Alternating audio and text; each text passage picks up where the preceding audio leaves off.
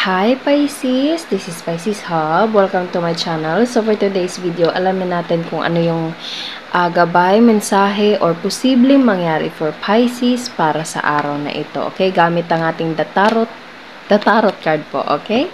So, reminder lang na ito ay general reading. So, pwede pong mag-resonate sa'yo, pwede pong hindi. Okay? And this is a timeless reading po. So, kahit anong araw, buwan, taon mo ito napanood, basta magtugma po sa sitwasyon niyo po, take lang, mag-resonate, take lang. Pag hindi, again, wag pong ipilit. Okay? And wala po tayong gender specific, babae, lalaki, LGBTI. Pwede po sa feminine or masculine po. Kayo na po bahala kung kanino mag-resonate, okay? So, ano po yung message niyo po for Pisces sa araw na napanood niya to? Mga posibleng mangyari for Pisces sa araw na napanood niya ito. So, may nag-flip dito. Three of Wands.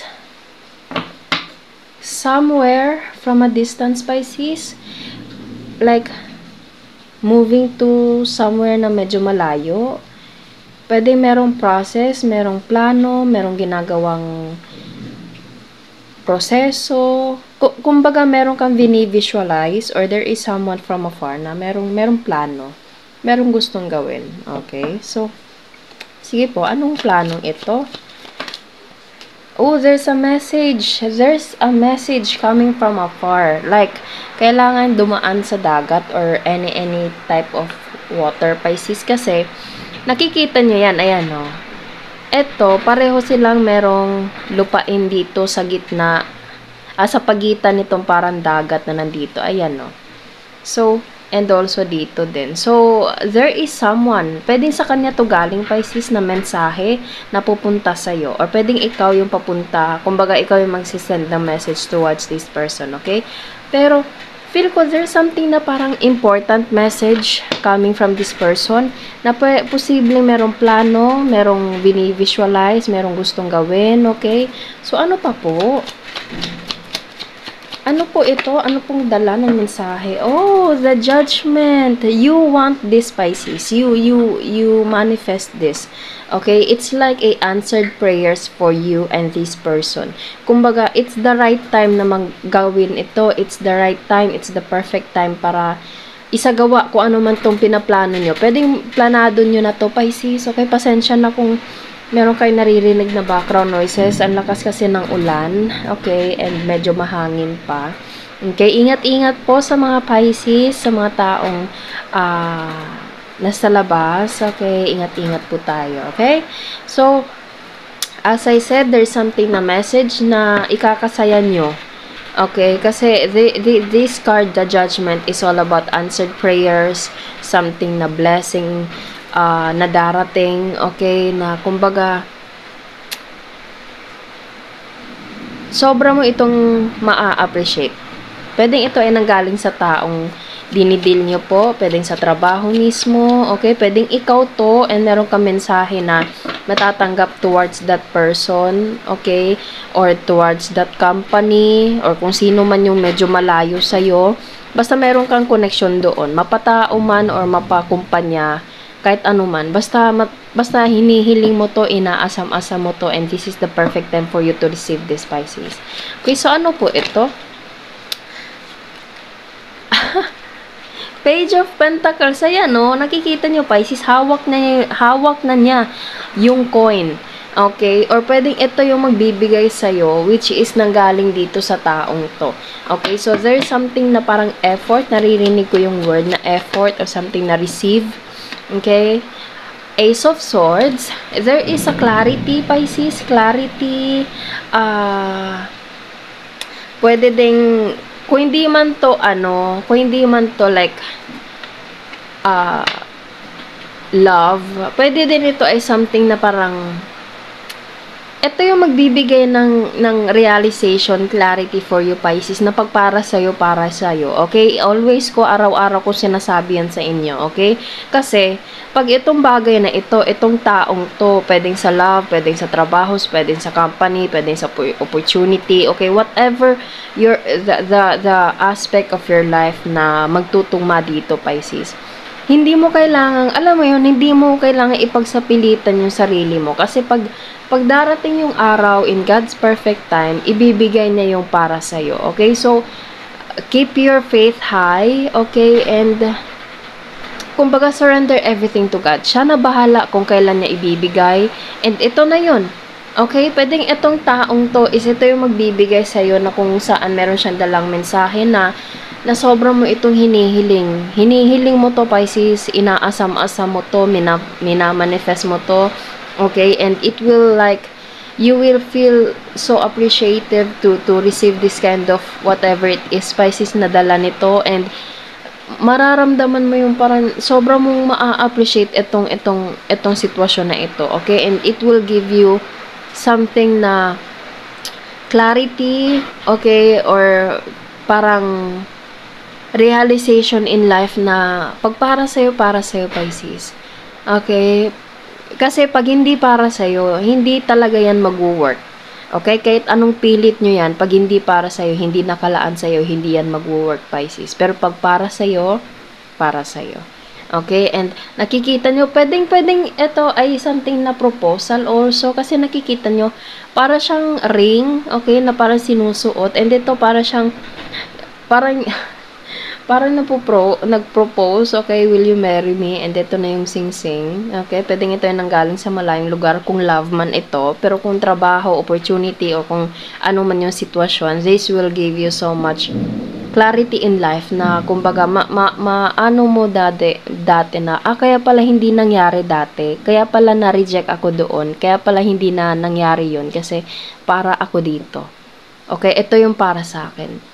Kaya merong realization na mangyayari everything, whatever's happening, Pisces, na galing sa malayong lugar or papunta sa malayong lugar. Okay? So, wow. Bottom of the deck. Ayan, no, Page of Cups. Nakikita nyo yan, Pisces. Pareho silang page. Okay? So, it may sound like parang hindi ganun kalaki, hindi ganun ka, alam mo yun, pwedeng, feel mo parang minor lang siya, pero yung impact nito, Pisces, malaki. Okay? Parang hindi mo siya, kumbaga, hindi mo aakalain, hindi ka maniniwala na parang there's something na parang sobra ka ma-overwhelm to the point na hindi ka makakapaniwala na ayan na, eto na yun. Okay? So, all you have to do is to, you know, to accept this kind of offer, opportunity, love, okay, or anything na kumbaga nakalaan para sa'yo. There's something na message na galing sa malayong lugar, sinasabi ko sa inyo, Pisces, kasi meron tayo ditong water and meron kabilang isla. Ito naman, nakatanaw siya doon sa kabilang isla, and meron tayo ditong water also, and meron tayo ditong parang, eto yan o, ayan o, yung mga landscape, Pisces, ayan o, almost the same sa ating cards dito, okay? So, there's something na pwedeng traveling, okay? Or something na parang galing sa malayong lugar, and it's either ikaw yung magbibigay or ikaw yung makakatanggap, Pisces, whatever it is. Okay? So, sige nga, kuha nga tayo ng The Keeper, the Fortune Telling card. Dagdagan natin kung ano pa yung message nyo po. Ano pa ito? Kanino ito nanggaling? Ano yung mga additional na information regarding with this opportunity, offer na galing sa malayong lugar? So, ano po yung message niyo po for Pisces sa araw na napanood niya to? Mga gabay, mensahe po para kay Pisces. Sa new pathway, Pisces, new journey, okay? There's something na bagong landas. Okay, there's something na ito yung, kumbaga, ito yung nakalaan para sa iyo. Wala kang ibang choice, Pisces, kundi apakan ito. Kumbaga, mag-step forward ka, okay? Kasi dito ka na, oh. Tapos, wala ka namang choice. Hindi ka naman pwedeng lumiko dyan. Except na lang kung gusto mo talaga, okay? Bumangga ka dyan sa mga kahoy-kahoy na dyan, okay? So, all you have to do is, lakaran mo tong pathway na ito.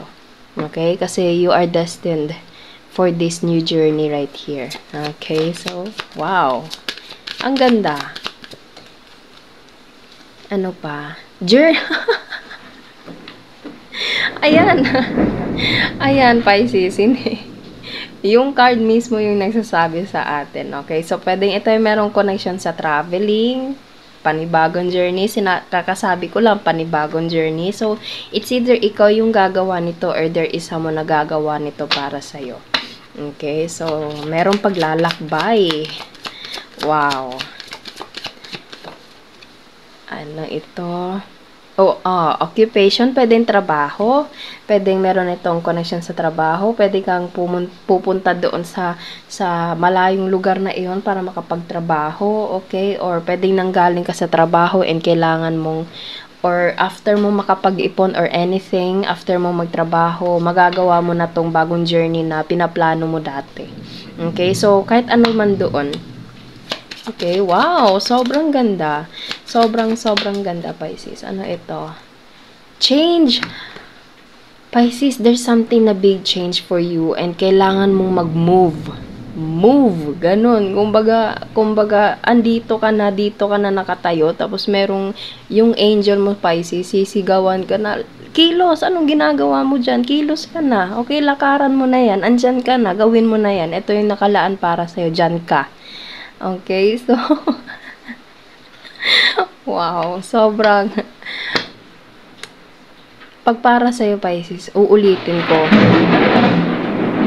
Yep, that's our confirmation. Pag para sa'yo, okay? Inilaan ng Panginoon, inilaan ng universe, inilaan ng destiny na para sa'yo. Okay, so, obviously, pwedeng sa malayong lugar ito. Okay? Or malayo-layo yung mararating mo nito, Pisces. And there's a big change for you in life. Okay? Pwedeng ito ay meron din connection sa trabaho. Pwede din sa love kasi meron tayo ditong Page of Cups. Okay? Whatever aspects in life, Pisces, there's something na lakaran mo na. Ayun nga. Ayun. Parang sinasabi ko sa'yo, parang kailangan mabiga. Ay, alam mo yun, parang parang tinutulak ka na, lakaran mo na, andyan na, dyan ka na, lakaran mo na yan, okay? Kung ba, I know, Pisces, I know na nagigets niya yung point ko, okay? And, meron tayo ditong confirmation, naririnig niyo sa background ko, okay? Ang lalakas ng, so, ganun ka-intense, okay? Pag para sa'yo, Pisces, para sa'yo.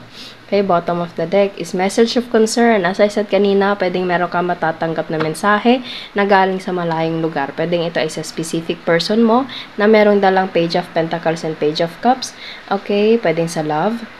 Or kung hindi naman, trabaho, opportunity, offer na kumbaga matatanggap mo through message.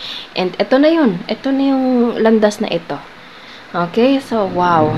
Sige, kuha tayo ng mga initials from the word Pisces. Saglit lang po. Kung sino or ano po yung konektado pa sa ating reading ngayon. Okay.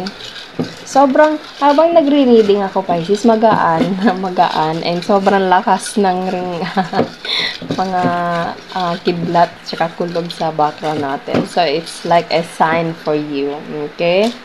So, ayan, visa. Ayan, Pisces, visa, connection, moreno-morena, panaginip, chinito-chinita. Ayan, meron tayo ditong trabaho. Pwedeng there's a big possibility of trabaho, Pisces. Kapatid, may dimple, salo-salo, older, straight hair, kulot, letter T, and there's a lover also. So, pwedeng meron itong connection sa lover. T and H. Okay, so,